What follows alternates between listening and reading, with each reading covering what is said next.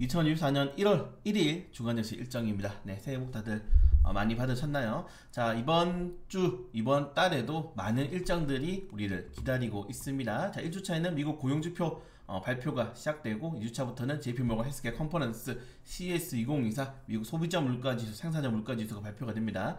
3주차에는 다보스 포럼, 미국 임상 종양학회, 우크라이나 평화회의, 제 2주차부터 3주차까지 제약바이오에 좀 좋은 일정들이 많이 있기 때문에 제약바이오 강세는 1월달까지 이어질 가능성이 높다라고 보시면 될 것 같고, 4주차부터는 중국 대출의 금리 GDP가 발표가 됩니다. 특히 지난주에 중국 관련된 동전주들이 많이 움직였는데, 사실 이런 거는 뭐 중국 이 정부 정책에 대한 기대감이라기보다는 시장의 수급이 좀 흔들릴 때는 뭐 동전주라든가 스펙주라든가 우선주, 품절주 이런 종목들로 움직이기 때문에 이게 중국의 경기 부양 정책 따라서 움직였다라고 생각하지 마시고, 4주차에 중국의 대출금리, 의대금리까지 확인하신 다음에 만약에 공동상장 중국 기업을 좀 매수를 하시는 분들은 체크하시는 게 좋을 것 같고, 5차에는 가장 중요한 일정인 FOMC가 기다리고 있습니다. 이번 FOMC 이후에는 2월을 건너뛰기 때문에 3월의 금리 인하를 우리가 지금 기대를 하고 있잖아요. 거기에 대한 시그널을 연준에서 어떻게 보여줄 것인지가 좀 가장 중요하지 않을까라고 생각이 되고, 사실 뭐 이번 주에 가장 중요한 거는 과연 첫 거래일에 어떻게 증시가 유지가 될 것이냐, 어떻게 좀 상승을 마감할 것이냐 가장 중요한데, 지난주 금요일에 뉴욕 증시는 조정이 나왔습니다. 너무 많이 오르기도 했고, 제가 뉴욕 증시가 얼마냐고 대입하면 좋냐면은 코스피 3000이라고 대입하면 좋다고 생각하죠. 우리가 지금 생각하기에 코스피 3000은 다 높다라고 생각하잖아요. 근데 뉴욕 증시는 그 신고가를 계속 깨면서 올라가고 있기 때문에 언제든지 조정이 나와도 이상하지 않는 시장이라는 점들을 좀 확인하시면 될 것 같습니다. 자, 그리고 국내 이제 2024년도 증시 전망치가 지금 계속적으로 나오고 있는데 요 같이 방에 올려드릴게요.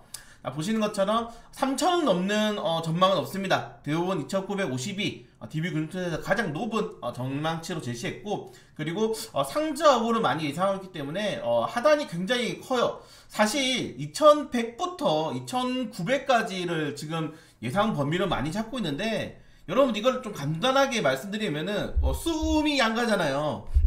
그래서 너 다음 시험 성적 어떻게 될 것 같아? 했을 때 나 웬만해서 수부터 양까지 할 것 같은데, 이 정도의 지금 레인지를 잡고 있는 겁니다. 그러니까 지금 증시 예상 밴드는 정말 의미가 없는 예상 밴드고, 그래서 리서치 센터에서의 전망을 좀 보시면은 상저하고 상고하죠. 네, 상저하고 대부분 상저하고가 조금 더 많아요. 한 6대4 정도로 많은데, 전문가들의 전망이 굉장히 많이 엇갈리고 있는 상황이 지금 시장에 나타나고 있다는 점들. 그러니까 예상은 아무도 의미가 없다. 다시 말씀드려요, 여러분들. 왜냐면은 이분들이 2024년도에 다 틀렸어요.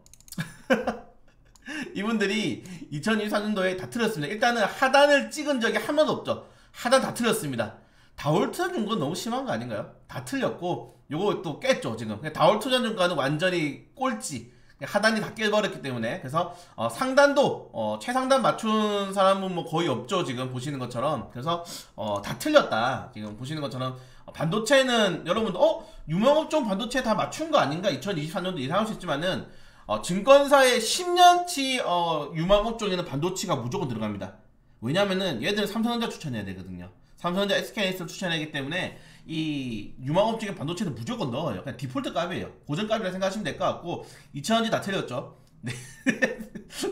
건설 다 틀렸죠. 네. 그래서 좀 많이 어렵다. 2023년도에는 정말 어려웠던 시장을 전문가들이 보냈고, 그 경영 인력 축소도 증권사에서 굉장히 많이 했습니다. 근데 2024년도도 엇갈리는 전망이 많이 나오기 때문에, 여러분들도 지금 유튜브라든가 뭐 경제 TV 보면은 뭐 2024년도 예상 업종, 예상 테마 난리가 났잖아요. 그냥 정말 가볍게 여러분들 취선택을 하시되, 그냥 쥐뿔도 모르는 놈들이다 라고 생각하시면 될 것 같습니다. 알면은 자기들이 몰빵했겠죠. 네. 자, 그리고 뭐 개별적인 이슈 종목들 사실 좀 체크하시면 될 것 같고, 자, 그래서 이번에 미국의 이제 뭐 5가지 테마, 요게 좀 더 중요한 것 같아요.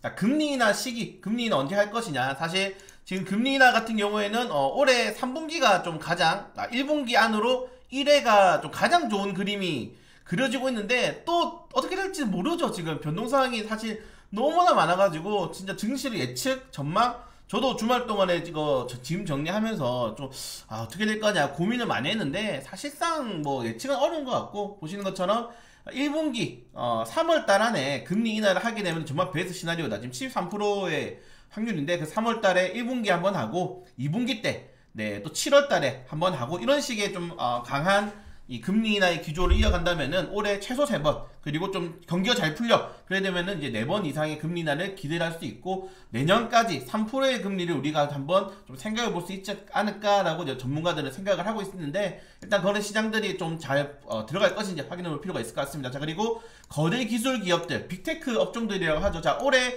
빅테크 1년 동안의 상승률입니다. 엔비디아 250%, 브로드컴 104%, 테슬라 120%, 어마무시하죠. 특히 반도체 기업들이 대부분 100%, 여러분들 우리나라 SK하이닉스도 70%, 삼성전자도 40% 상승이 나왔습니다. 반도체 기업들이 이번 인공지능의 가장 큰 수혜로 강한 탄력이 나왔다는 점들을 체크하시면 될 것 같고, 이 탄력이 장기적 이어질 가능성도 크다는 점들 체크하시면 좋을 것 같습니다. 자, 그리고 우리나라는 올해 4월달에 총선이 있고 미국은 대통령 선거가 있습니다. 11월 달이죠. 그래서 대통령 선거를 따라서 지금 지지율이 뒤처지고 있는 바이든 대통령이 추가적인 부양책이 나올 가능성이 매우 높다. 지금 바이든 대통령은 이미 학자금 대출 면제를 해주고 있고요. 그리고 지금 더 나아가서 지금 모기지 그 금리도 낮추려고 하고 있습니다. 모기지 금리 낮추고 장기 연체된 투자자들, 장기 연체된 국민들한테 이걸 어느 정도 또 감면해주겠다. 완전히 돈을 뿌리고 있죠. 근데 증시에서는 나쁘지 않습니다. 그래서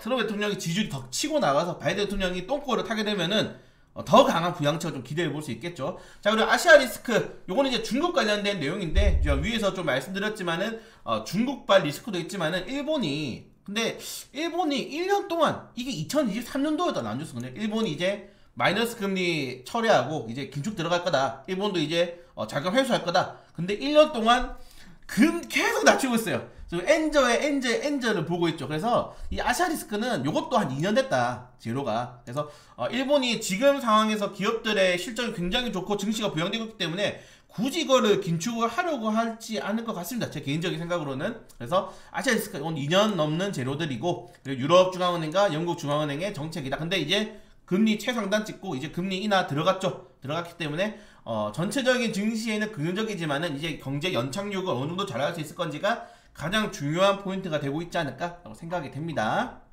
그리고 아까 중국의 지금 외국인 자금들이 90% 가까이 빠지면서 그냥 중국 증시는 개장하면 하락이에요. 개장하면 하락이고 계속 빠지고 있습니다, 지금 중국 증시가. 그래서 이 중국 증시의 이 투자 자금 이탈률이 언제까지 좀 이어질 것인지가 계속 이어질 그 부담감이 이어지고 있고, 그래서 결국에는 내년에 지금 중국이 경기가 어렵다, 부동산 리스크가 온다고 하더라도 부양 정책을 안 했어요. 중국이 우리 이제 선별적으로 투자하겠다라고 입장을 밝혔는데, 그 이후에 증시가 폭락을 하게 되고 외국인들이 빠져나가니까 이제 경기 부양책을 좀 진행할 가능성도 크다. 특히 대출우대 금리를 인하를 안 하고 있는데, 이 대출우대 금리의 인하가 좀 시작점이 될 수 있지 않을까라고 좀 생각을 하고 있습니다. 자, 그리고 증시 예탁금이 계속적으로 늘어나고 있다는 점들, 이거는 계속 마감 시장에 설명을 드렸는데 지금 53조 원까지 늘어났죠. 근데 좀 부담스러운 게 지금 신용자금도 17% 이상, 17조 이상 늘어났습니다. 그래서 물론 신용자금도 증시의 대기자금이긴 하지만은 전체적으로 시장이 한번 무너지기 시작할 때라든가 이익매도 물량이 한번 나오기 시작할 때는 신용 물량이 빠지면서 신용 비율이 높은 종목들에 부담감을 줄 수 있다는 점들 꼭 체크를 하시길 바라겠습니다. 그래서 신용 비율이 여러분들 한 6% 이상 올라가면은 정말 위험한 수준이거든요. 그래서 3, 4% 정도 될 때만 하더라도 내가 신용 체크를 계속적으로 하면서 여러분들 종목을 대응하셔야 된다는 점들. 자, 그리고 오늘 뉴스 나왔던 거죠. 북한이 핵 무력. 그래서 올해 1월 달에 강력한 도발이 연평도급의 도발이 예상된다라고 하고 있는데, 지금 그 전쟁 리스크가 사실은 러시아, 우크라이나, 그리고 지금 중국, 대만, 이스라엘저, 그리고 중동 국가들에 이어서 계속 동아시아 쪽으로 오고 있어요. 이게 여러분 느껴지지 않습니까? 이게 오고 있는데, 일단 우리나라 같은 경우에는 그런 일이 발생하면 안 되겠지만은 이런 도발이 일어나게 된다면은 이번에는 참지 않을 거다. 지금 시장에서는 약간 움츠러드는 모습 보여주면은 끝이거든요. 그래서 정말 강한 도발이 일어날 경우에는 우리나라 방산주들, 특히 지금 방산주들 같은 경우에는 좀 많이 갈리고 있죠. 뭐 하나 시스템이라든가 LIG 넥슨 이런 종목들 같은 경우에는 치고 올라가는 반면에 중소형 방산주들은 계속적으로 떨어지고 있는데, 그런 중소형 방산주들도 이번 뭐 북한 리스크라든가 전쟁 리스크로 인해서 반등이 좀 될 수 있지 않을까라고 생각이 됩니다. 그걸 제외하고는 이번 주는 뭐 삼거리밖에 없었기 때문에, 지난주죠, 삼거리밖에 없었기 때문에 바이오 시밀러, 그리고 뭐 항암제, 혈장 치료제, JP모건 헬스케어 컨퍼런스를 앞두고 관련 테마주들 강세가 좀 이어졌다는 점도 체크하시면 좋을 것 같고요. 그리고 뭐 대동이 이제 포스코와 업무 협약을 맺으면서 강세가 나왔는데, 좀 재밌는 이슈도 나왔죠. 한심한 묻지마 투자, 좀 제목이 자극적이긴 하지만은 대동기업 대동금속이 상한가를 갔는데 갑자기 대동스틸, 대동전자가 급등했다라는 뉴스가 나는, 이거 예전에 에코프로 머티리얼 상장했을 때 BGF 에코랑 그리고 뭐 에코와 이런 종목들이 같이 올라가는 거랑 좀 비슷한 거죠. 그래서 우리나라 투자자분들이 얼마나 테마주를 많이 좋아하고 관련 테마주들의 관심도가 높은지를 우리 이런 걸로 좀 알 수 있습니다. 그래서 국내 주식을 하시는 분들은 인정을 하셔야 돼요. 나 테마주 위주로 매매한다. 네, 정말 실적주, 성장주를 하시면은 미국 주식을 투자하시는 게 훨씬 더 맞지 않나, 거듭 말씀을 좀 드리고 싶고요. 이런 재밌는 이슈도 있었다. 이번 주 상승 종목들도 대부분이 보시면은 뭐 개별적인 이슈 종목들로 좀 많이 올라간 종목들이 많죠. 그래서 상승률이 크지가 않습니다. 3거래밖에 없었기 때문에 크지 않았다는 점들 좀 체크를 하시면 될 것 같습니다. 그래서 이 정도 내용 좀 있었다. 자, 그리고 DTC RO가 한동훈 비대위원장 나오면서 총선 안 나오는 거 아니냐 라고 했지만은, 여러분들 제가 한동훈 관련 테마주는 이제 2년짜리 테마주다, 이거 200~300% 먹을 수 있는 테마라고 말씀을 드린 게 벌써 지금 차기 지도자 선호도 1위예요. 이게 뭐 하나의 리서치뿐만 아니라, 여러분들 아시죠? 우리나라 리서치 센터도 사실상 정치적으로 좌파 우파가 나뉘어져 있는데 지금 총선 앞두고 계속 한동훈 후보가 1위를 하고 있습니다. 네, 보시는 것처럼 뭐 경기 인천 쪽에서는 이재명 후보가 1위 하지만은 아직 영선 후보의 이번에 비대위원장을 맡았음에도 불구하고 저 정도면은 총선 결과에 따라서 정말 바로 대선 후보가 다이렉트로 나갈 수 있다는 점들, 여러분들 올해가 아니죠, 2년 전에 뭐 윤석열 대통령 나올 줄 누가 알았겠습니까? 근데 주식이 움직였단 말이에요, 미리. 그러니까 항상 주가가 먼저 움직인다는 점을 체크하신다면은 충분히 대선 후보에 나올 가능성이 크다는 점들도 확인하시면 좋을 것 같습니다. 자, 그럼 이번 주 개별적인 이슈 종목들, 자, 내일 10시에 개장합니다. 여러분들 또 9시에 왜 개장 안 하냐고 하지 마시고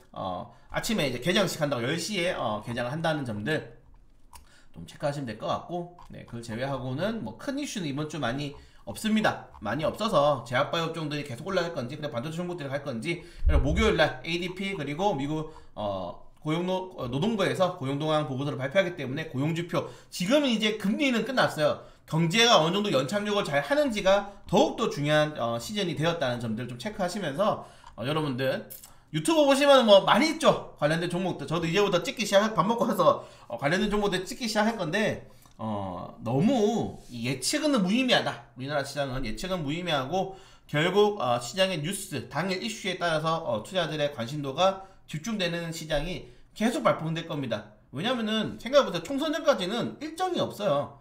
국회에서도 뭐 별반 통과된 것도 없고, 그래서 그렇게 뭐 너무 신경 쓰실 필요 없고, 내일 장전 시장만 잘 보시면은 더욱더 관련 테마주 잘 잡을 수 있지 않을까라고 생각하면서 새해 복 다시 한 번 더 많이 받으시고, 저는 이제 관심 종목들 계속 유튜브에 업데이트 해드리도록 하겠습니다.